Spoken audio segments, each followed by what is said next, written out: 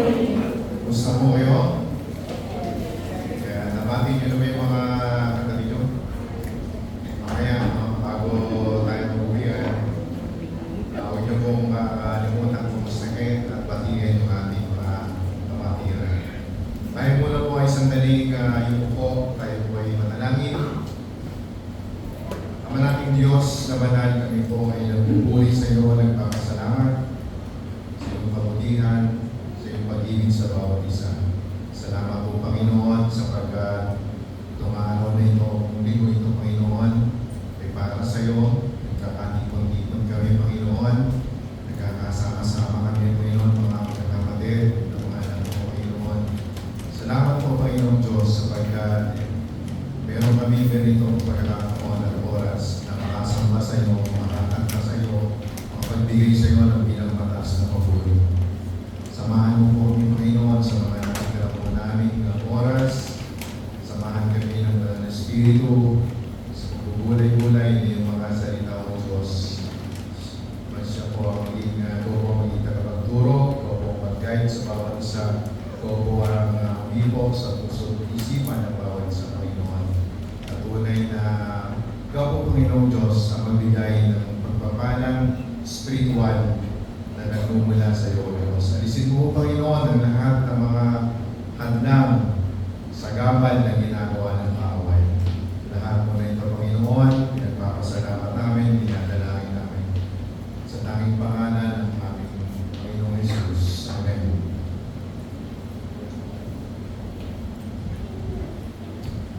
Natatandaan ko po, noong si Pastor Rene nag-preach dito, sabi niya, ang hirap daw ng topic about trials sapagkat nagkakasunod-sunod daw ang mga trials kapag pinag-uusapan to. Pero ang sabi niya, pag-aralan po natin ito at hindi po ito mawawala sa buhay natin. Kanya-kanya lamang po ito ng bigat at gaang ng ating mga kinakaharap. 1 Peter 4:12.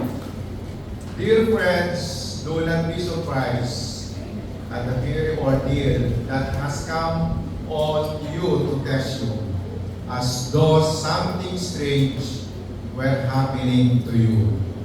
Mga minamahal, sabi ni Apostol Pedro, huwag na kayong magtaka sa mabigat na pagsubok na inyong dinaranas na para bang ito'y di pangkaraniwan. Alam niyo, merong story sa buhay ni Haring David. Merong isang pagkakataon na talaga pong siya parang nilukuban ng langit at lupa sa kanyang pagsubok na kinaharap. Ang kanyang anak na si Adonijah na gusto po siyang patalsigin sa kanyang trono. Na ipangako na ni King David kay Solomon, ang kaharian. Pero mayroong isang anak siya na nagre-rebelde at ayaw sumunod sa gustuhan ng hari at ng kanyang magulang, kanyang tatay. Kaya napakagulo po ng pamilya ni Haring David. Meron pong political warfare, may kampihan, meron pong labanan. Na-imagine nyo ba mga kapatid? Isang Haring David na matanda na, malapit na pong matapos yung buhay niya dito sa lupa. Isang tao na napakalapit sa puso ng Panginoon. Nadala niya po sa tagumpay ang Israel, sa greatest peak of power and stability. Nakapagtayo po siya ng mga dynasty. Napagtagumpayan niya yung mga pagre-rebelde nitong anak niyang si Absalom. Meron pa isang anak na si Absalom, nagrebelde na gusto rin kunin yung harian sa kanya. Pero eto na naman si Adonijah, nagtatakang agawin kay Solomon ang tronong ipinangako ni David. Siguro mga kapatid, wala nang sasakit sa isang ama na makita yung kanyang anak, nagre-rebelde, kinakalaban siya, ang kanyang anak na mahal niya, pero kinakalaban siya. Nagre-rebelde sa kanya. Kung kayo mga kapatid, ilalagay nyo yung sarili nyo kay King David, ano po kaya yung mararamdaman nyo? Makakatulog pa kaya kayo? Makakakain pa kaya kayo? Makakapag-isip pa kaya kayo ng tama? Ako, nilalagay ko yung sarili ko sa ganitong mga sitwasyon. Talagang sa tingin ko, napakabigat nito. Anak mo mismo magre-rebelde sa'yo. Sa bagay, minsan merong magandang dulot ito eh. Pero dalawa to eh. Dalawang sides ito. Pag ikaw namumroblema, mamamayat ka. Tama, hindi ka makakain eh. Gusto ko yun. Pero sa kabilang banda, merong pag namumroblema, kain ng kain. So, lalaki ka naman. So, meron din two sides of the coins. So, mga kapatid, napakabigat ng pinagdadaanan ng Haring David. At kung pupunta naman siya sa Panginoon, tatanungin niya ang Lord, ano kayang sasabihin niya sa Panginoon? Alam ni King David na nagkasala siya nung siya po ay bata-bata pa, nung siya po ay mapusok pa. Pero ang sabi ng Bible, napatawad na po siya ng Panginoong Diyos at napakahaba na ng mga panahon na siya po ay nag-serve sa Diyos. Eh bakit meron pa rin pagsubok na hindi matapos-tapos? Alam niyo mga kapatid, yung mga lingkod ng Diyos, sila yung mga hindi tinatantanan, sila yung mga hindi nilalayuan ng mga pagsubok. Kung merong malapit sa kanila, hindi po mga babae. Kung merong ayaw lumayo sa kanila, mga pagsubok ito mga kapatid. Sabi nga ni Pastor Romy nung sa aming Sunday School, nag-sharing kami. Napakinggan daw niya doon sa Singapore. No, sabi niya, kung meron daw pinaka-disappointed na tao, kasi disappointment yung topic natin noong Sunday, di ba? Kung meron daw pinaka-disappointed na mga tao, ito daw yung mga lingkod ng Diyos. Bakit kaya? Sabi niya gano'n. Kasi sila lagi yung target ng kaaway. Sila yung laging target ni Satan. Na kapag na-trap niya ni Satan, pag na-trap sa pag-ibong, magpuwid yan. No? Magtatanong yan sa kabila ng aking mga ginagawa, sa kabila ng aking mga paglilingkod, ito pa yung mararanasan ko. Sa dami ng mga responsibilidad niyan, no, mayroong pamilya, mayroong, buti kung binata mo, unti-unti pa, no? Pero unti-unti ka pa, kaya paghanda mo na. No, mayroong congregation yan, mayroong community yan. Alam nyo, sa pagbabasa ko ng Bible, kahit na propeta, kapag sobrang nahihirapan, sobrang nanghihina, nagiging tapat sa kanilang mga nararamdaman. Tingnan niyo yung sabi ni Jonas. Jonas 40. Now, Lord, take away my life, for it is better for me to die than to live. No? Ilang beses po sinabi ni Jonas yan. No? Lord, mabuti pang mamatay na ako sapagkat mas gusto ko pang ayaw ko lang mabuhay. Mas gusto ko pang mamatay.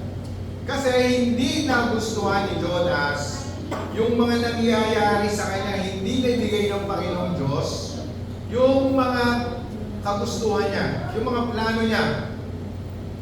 Tama ba na ganito yung magiging attitude natin, mga kapatid?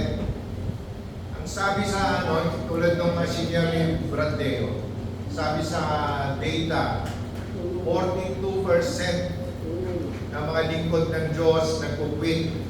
13 to 29% considering resignation. Grabe po itong data na ito. 4,000 to 5,000 pastor daw ang nag-quit every day.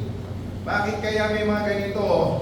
Dahil sa loneliness, dahil sa stress, dahil sa isolation, dahil sa political division, financial problem, family problem, conflict sa church, problema sa church, feeling na hindi successful, feeling na hindi siya mahal ng mga miyembro, feeling na hindi nagtatagumpay. This is the reality, kapatid. Makinig kayo mabuti. No one is exempted to trials. Kahit Kristiyano ka, kahit anak ka ng Diyos, wala po tayong immunity sa pain and suffering. Ito maganda, mga kapatid. When we become part of God's family, ang pagkakaiba natin dapat ay how we deal with it. James 1:2-4. Dear brothers and sisters, when troubles of any kind come your way, consider it an opportunity for great joy.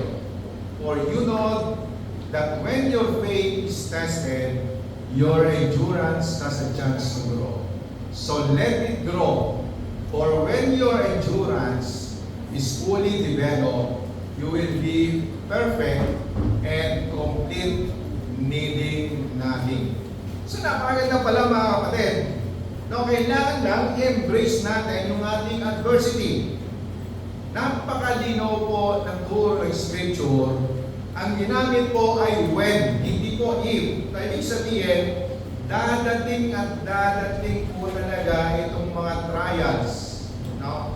Pagkaganda po ng sabi dito, mga kapatid, ito na yata ang isang verse, kung sa pakibalik mo, ito na yata ang isang verse sa Bible na napakahirap o napakadaling intindihin. Napakahirap na napakadaling intindihin. Isipin nyo, mga kapatid, ang sabi, when troubles come, consider it an opportunity for great joy. So meron palang pangako, no? Na kapag meron tayong mga troubles na dumarating, kailangan magsaya tayo, mga kapatid. No? Parang very awkward. Meron ka ng problema, meron ka na trouble, meron ka na mga trials, pero ang sabi, magalak kayo, mga kapatid. Alam nyo, nung mga panahon ni James, hindi simpleng problema, hindi tutukoy dyan. Ang mga pamilya, nagkakawatak-watak, pine-persecute sila. No? Tunay talagang ito ay test talaga. Ito ay suffering talaga. So consider, no, na consider it an opportunity for great joy.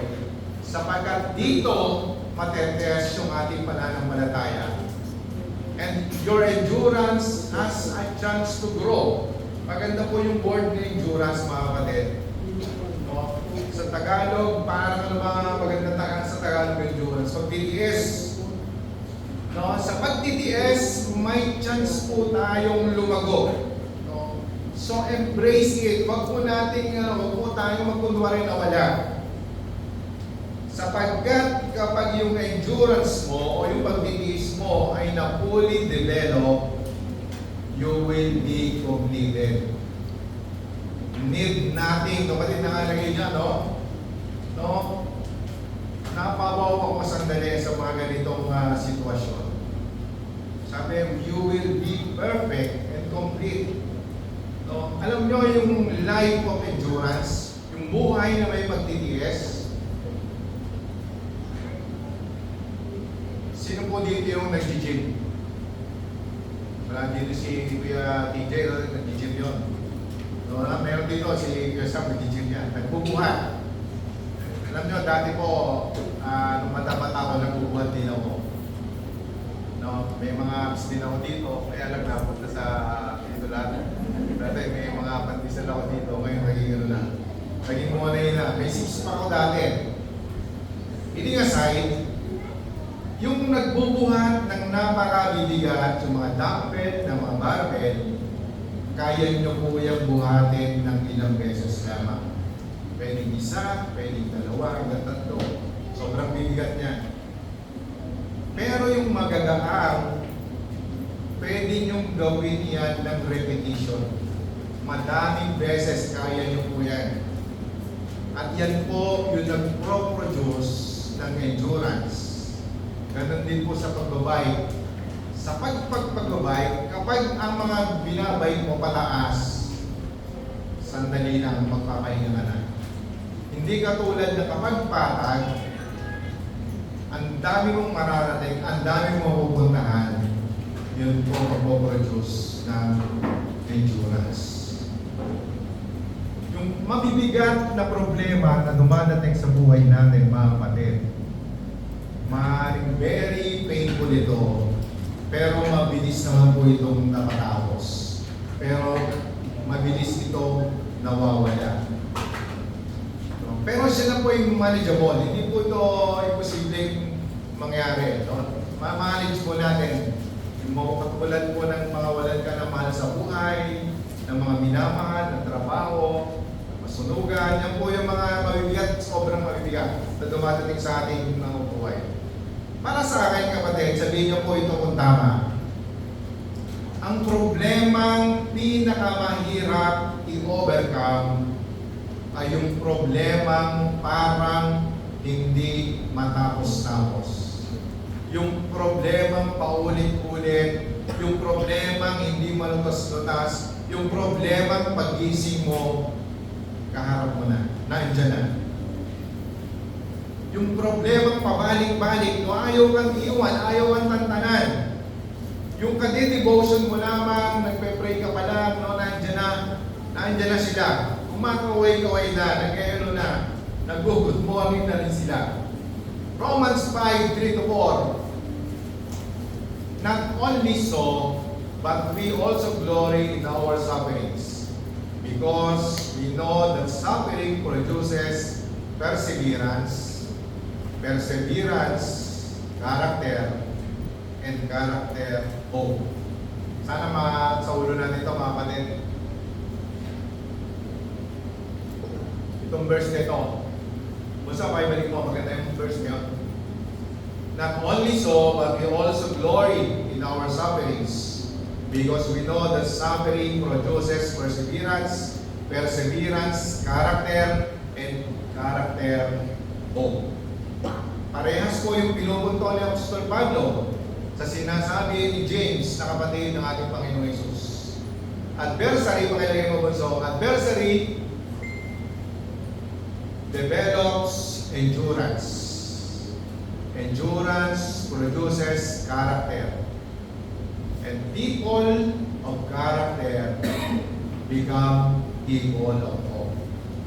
Napakaganda nito, kapatid. Mga kapatid, kung minsan o kalimitan sa ating mga buhay, hindi pa problema, pinoproblema na natin. Kaya nagkakaroon tayo ng problema, namumblema tayo. Pinoproblema natin kung sino mapapakasawa ng mga anak natin, i-grade 2 pa lang. No? Ano kaya ang ulam namin bukas? May ulam pa naman ngayon. Sa setting ko, anong ulam natin? No? Paano na kaya yung mga gastusin namin, yung mga bayarin namin? People of character become people of hope. Magandang kapatid yung may Christian character. Ang Kristiyanong may character, ang sabi, yon yung may tunay na mga pag-asa. Hindi nagwo-worry. No? Mag-worry man, sandali lang, hindi pagkahaba-haba. Normal naman talaga mag-worry, kapatid. Hindi ko naman sinabing hindi yan talagang nag-worry tayo. Pero sa kabila ng pag-worry natin, sa kabila ng mga ginagawa natin, nagawa natin yung mga part natin, ipagpasalos naman natin yung mga hindi natin kaya gawin. Alam niyo, mga kapatid, meron akong pinagpapasalamat sa Lord. Ako mismo, maaaring ibang tao ako, maaaring iba ang karakter ko, kung hindi po ako dumaan sa mga paghihirap, sa mga adversary, sa mga problema na hinaharap. No? Napakalaki po sa aking buhay, napakalaki po ng naitulong ito sa akin. bilang tao at mananampalataya. No? Hindi siguro ganitong kahaba yung patience ko. Hindi siguro ako ganito makisama sa mga tao kung wala akong mga pinagdaanan. Kaya sabi ko sa inyo mga kapatid, itong mga dumadaan sa atin, may mga tinuturo sa atin ng Panginoon. Maganda po rin na dumarating itong mga troubles, itong mga alalahanin. No? Pero number one, mga kapatid, huwag mawawala, alalahanin mo yung mga ginawa ng Diyos sa buhay mo. Kapag dumadating itong mga trials, itong mga trouble. Sabi ng Lord, be still and know that I am God. Be still. Parang sinasabi ng Lord, tumigil ka, shut up, mag-relax ka lang, ako ang bahala sa mga problema mo. No? Kung ang iyong mga plano ay kalooban ng Diyos, siya po ang bahala gagawa ng paraan. Meron talaga po tayong mga gusto na hindi pa mangyari-yari. No? Pwede nyo naman sabihin, Lord, pakibilisan naman, bakit napakatagal naman? Pwede tayo mag-request sa Lord. Talagang maybe hindi pa ito yung panahon. Endurance yan, kapatid. Magtiis muna tayo. Adversary develops endurance. Endurance produces character. And people of character become people of hope. Ito yung majority na nakalulugod sa Diyos. No, ang taong may ganito, wala na daw hahanapin pa, kompleto na po. Ito po yung sikreto ng mga biblical spiritual maturity. At kapag yung maturity naghari sa buhay mo, kapatid, meron kang confidence, meron kang compassion sa kapwa, meron kang courage. Yung confidence ay nagmumula sa iyong puso at ito'y mamumuhay sa iyo dahil kilala mo kung sino ka at dahil kilala mo ang Diyos na sinasampalatayan natin. Yung courage, yung tapang na harapin natin ang lahat ng mga bagay dahil hindi lang sarili natin yung iniisip natin. Through trials and challenges, you persevere because your endurance has made you stronger. So meron pala talagang purpose ito, kapatid. Hindi pala ito para mahirapan ka lang. Yun pala, kaya pala may trials, kaya pala may mga challenges para ma-develop ang ating endurance, para maging malakas, para kapag dumating na yung mga problema, kayang-kaya na nating harapin kahit ano pa yan. Hindi po ba ito yung ginagawa natin sa mga anak natin, mga magulang? Hindi ba ito yung tinuturo natin sa mga anak natin? Siguro, sasang-ayon kayo sa akin na napakahirap sa isang magulang na makita yung ating mga anak na nagtatry mag-success pero nagpe-fail pa rin. Tama? Kahit na mapaso pa yan sa pagluluto, kahit mabakpak pa yung kanyang mga tuhod sa pagbabike, matuto lamang yan. So, kahit nag-iisa yan sa dorm, kahit nag-iisa yan nagtatravel, kahit mayroong sasakyan na pwede mo siyang atin sunduin, kailangan silang matuto, kailangan silang magtrabaho, no? Sapagkat napaka-importante matutunan nilang magtiis para sa kanilang mga pangarap at piliin, sapagkat someday hindi po natin sila makakasama. Hindi na nila tayo makakasama. Ganon din ng Lord, mga kapatid, hinahayaan po niya tayo na magkamali, madapa para matuto tayo. Sometime, mga kapatid, ang malimit, yung kaaway, napakatusok. Sino dito yung takot tumanda?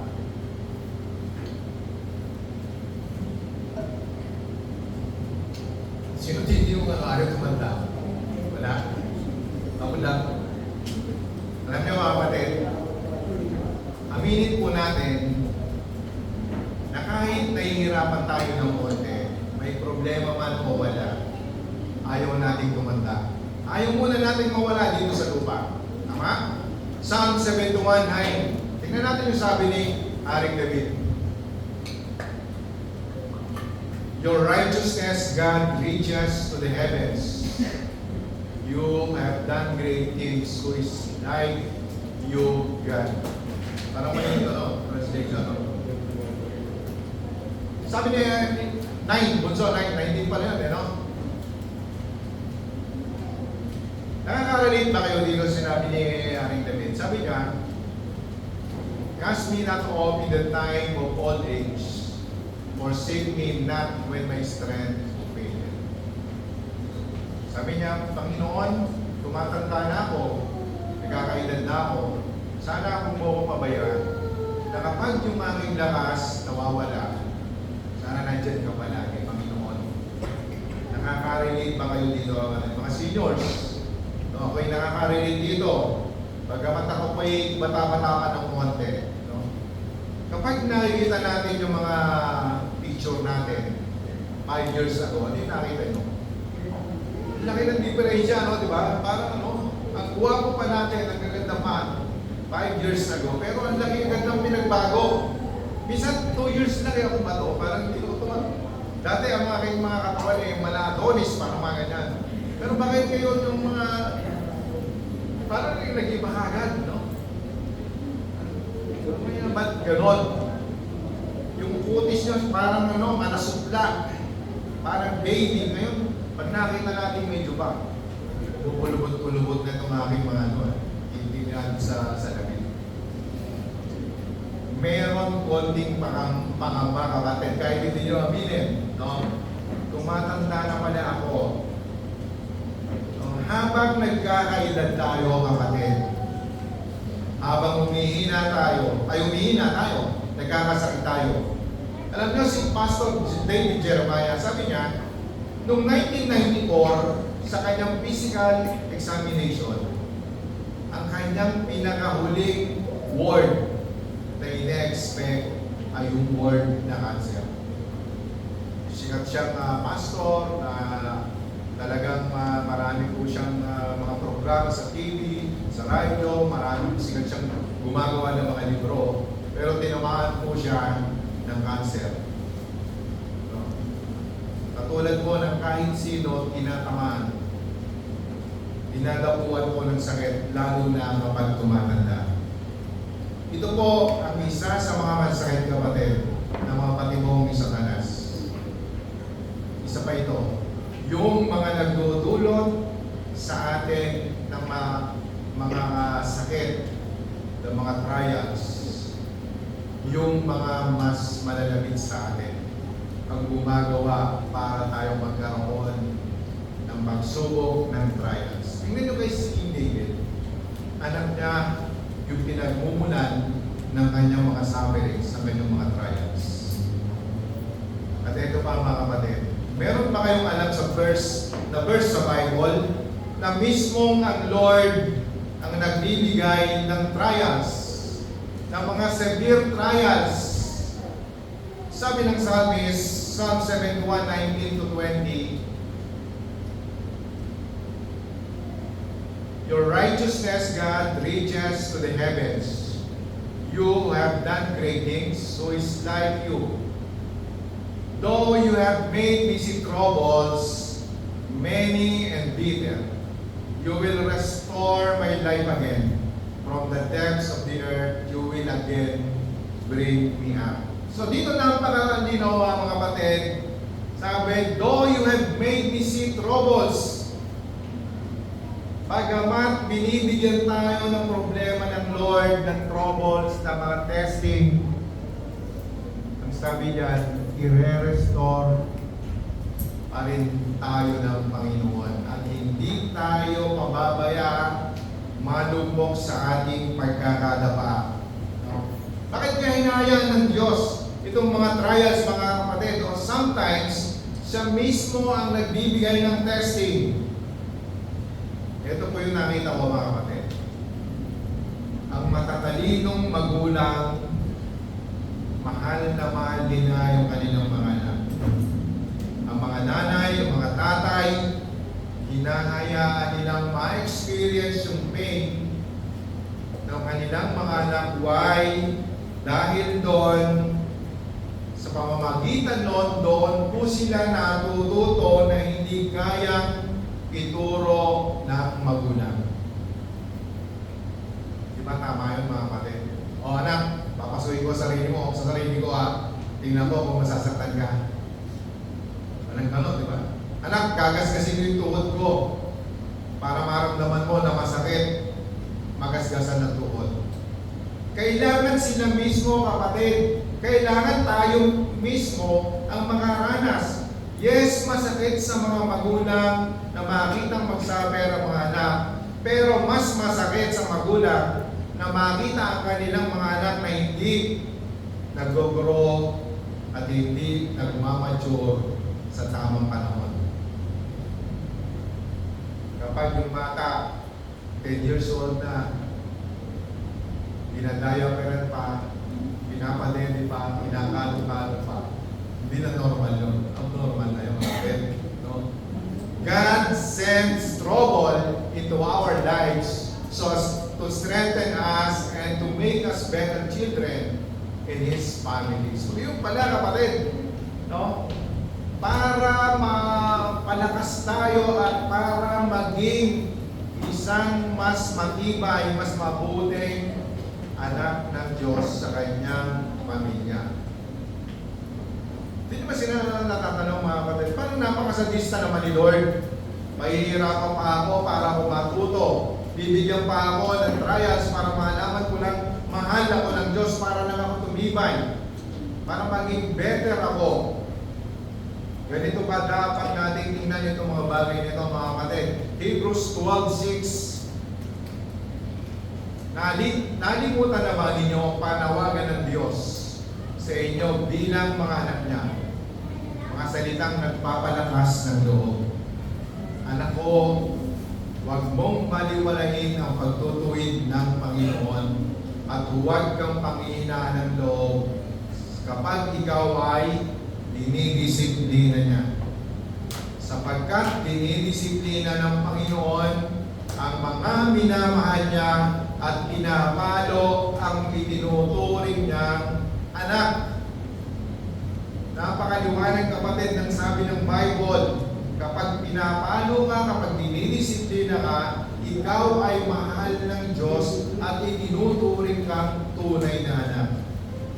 Magsaka ka kapatid kapag hindi ka dinidisiplina, kung hindi ka pinapalo, ang lahat ay maganda, walang alon sa buhay mo, walang palakit sa buhay mo. Mahal tayo ng Diyos kapatid kapag dinidisiplina tayo at pinapalo tayo. Suffering and strength are two sides of the coin. Nadinig ko po dati nung ako'y ma-attend ng mga seminar.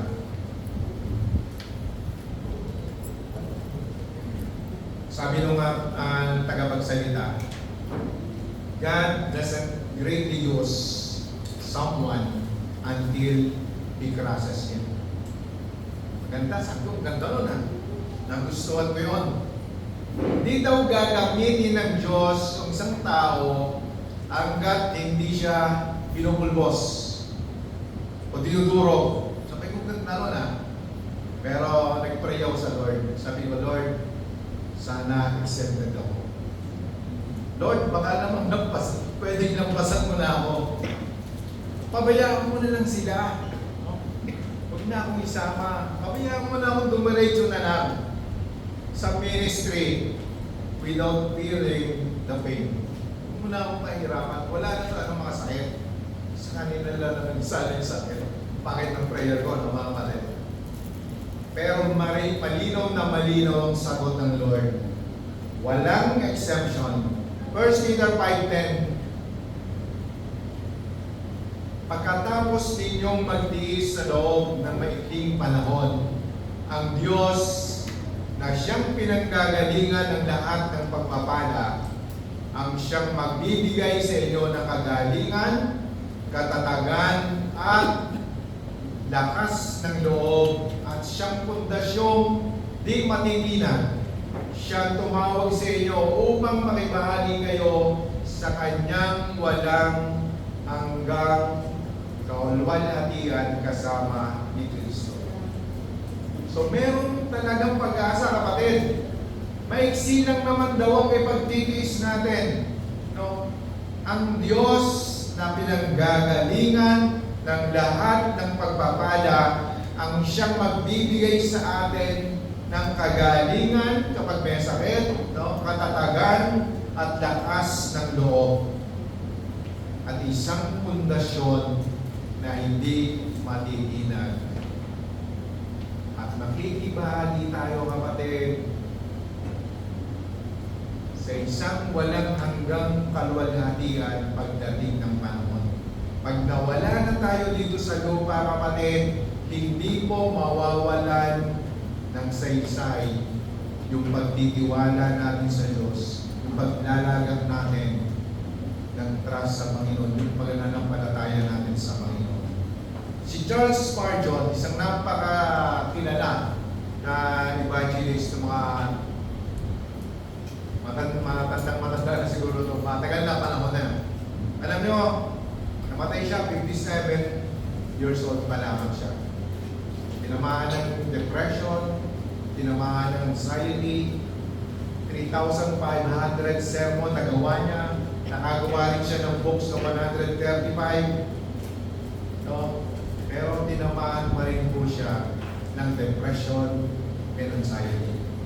Natatandaan niyo si Peter, si Apostol Pedro, alam niya kung paano siya tines yung faith niya.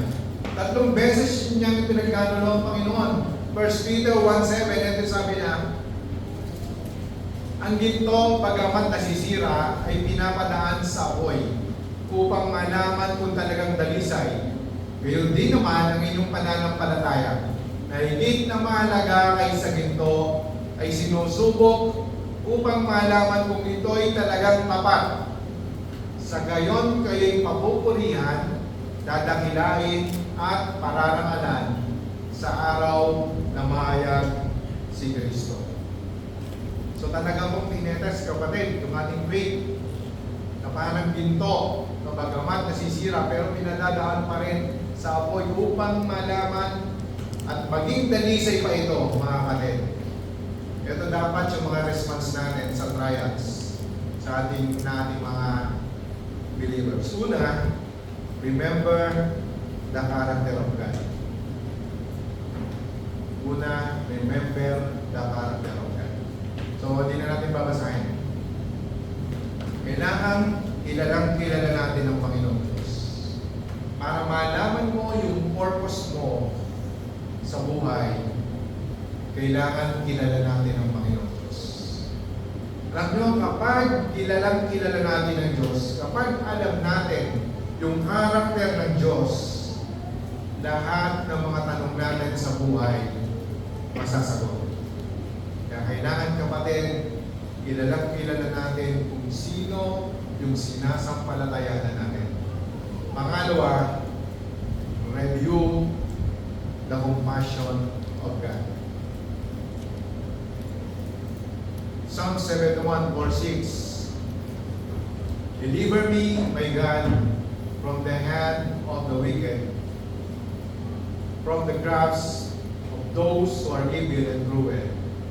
For you have been my hope, sovereign Lord, my confidence since my youth. From birth I have relied on you.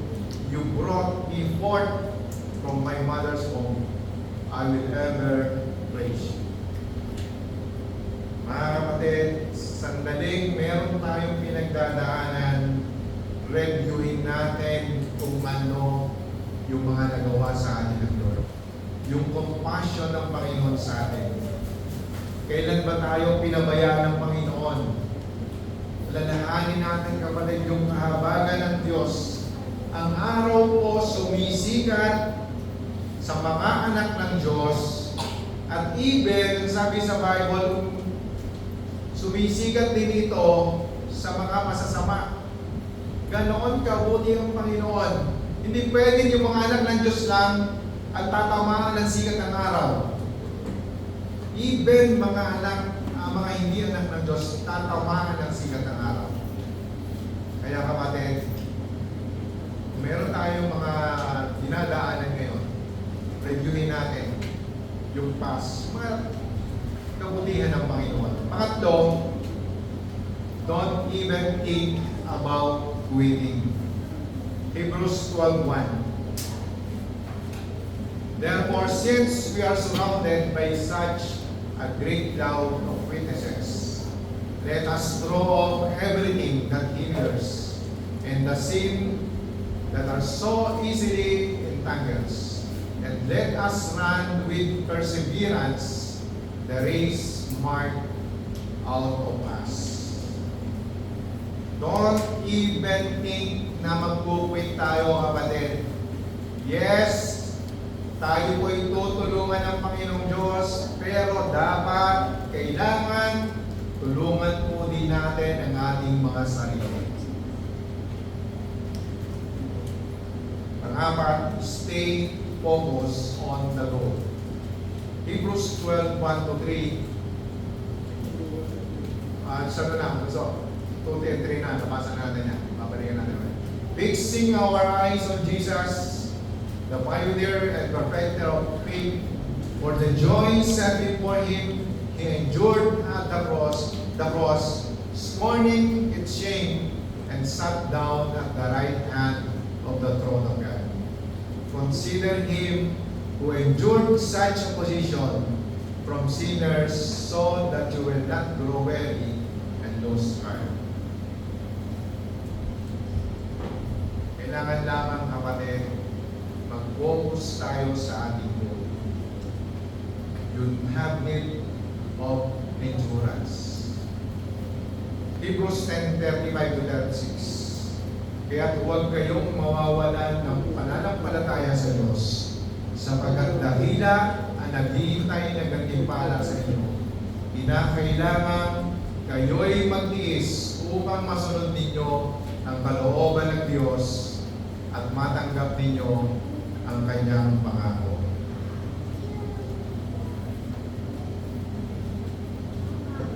Bilang panguli, mga kapatid, balik po bunso sa Hebrews 12:1.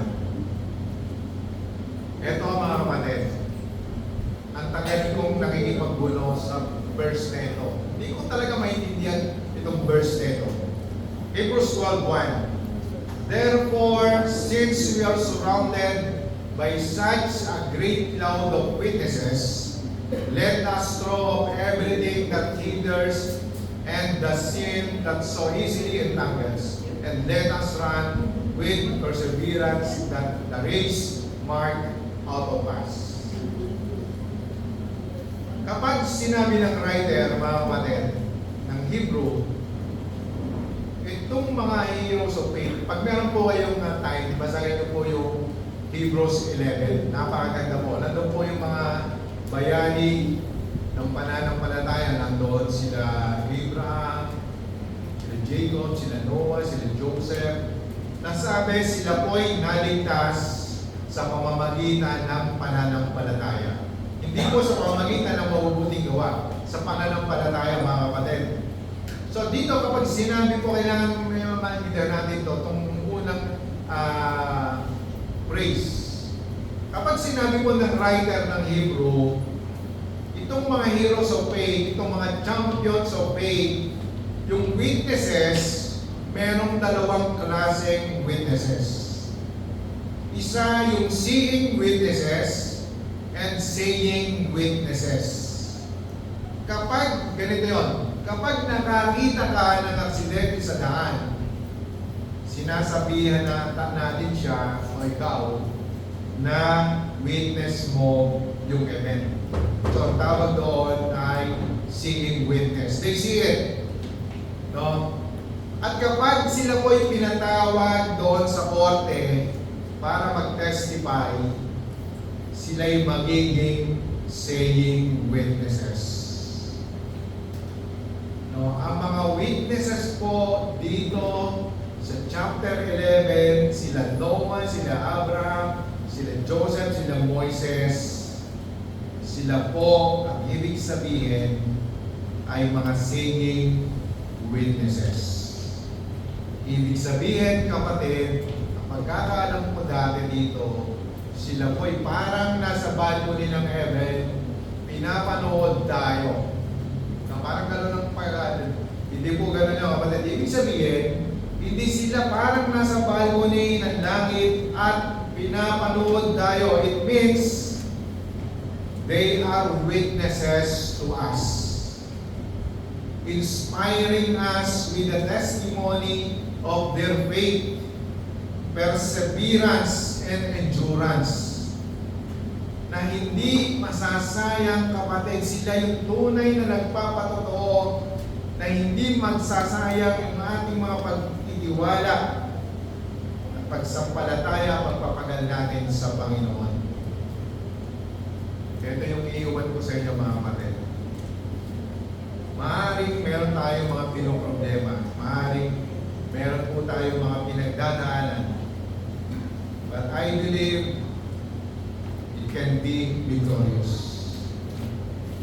Kapag kilala natin ang Diyos, kapag kilala natin ang Panginoong Hesus, at meron po tayong guidance ng Holy Spirit, you can endure whatever, kahit ano pa yung pagdaanan natin. Pero kapag wala ng Kristo sa buhay, kapatid, parang kang lumalaban sa giyera na wala kang sandata. Lumalaban ka sa sarili mong lakas at siguradong matatalo ka. Why, kapatid? Because God is the only one who can help us when trials come into our lives.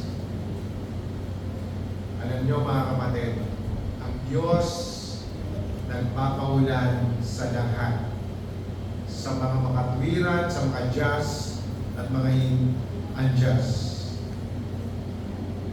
Wala naman kayo nakita ng mga kapatid sa ating lamang mga Kristyano umulan. Pero anong pagkakaiba natin, mga kapatid? Ang pagkakaiba natin, na-recognize natin, na-embrace natin, no, yung mga ginagawa niya, katulad na itong ulan na ito. Malalaman natin na itong ulan na ito, it makes us grow. Pinalalago tayo. It gives us joy. No, nagbibigay ito ng mga refreshing water from heaven. Binibigyan tayo ng kaligayahan sa buhay. Mga kapatid, ganun din po sa mga nararanasan natin, sa ating mga problema sa buhay, huwag tayong mawawalan ng pag-asa. Huwag tayong bibitaw sa Lord. Huwag tayong matuwid, kapatid. Sapagkat ang Panginoon, ang gusto niya, mapabuti tayo, katulad ng ating mga magulang. Hinahayaan tayong masaktan, hinahayaan tayong magkamali minsan, pero nang sa gayon, tayo'y matutuwid, tayo'y lalakas, tayo mag-endure sa lahat ng ating mga pinagtitiisan. Tayo mga dalangin, mga kapatid, sandali po tayong umupo. Panginoong Diyos, napakabuti mo po sa amin. Salamat po, Panginoon, sa mga kayamanan ng iyong mga salita. Salamat po, Diyos, sapagkat pinakikita mo sa amin, Panginoon, na hindi mo kami mababayaan, hindi iiwan man. Alam namin, Panginoon, mayroong purpose.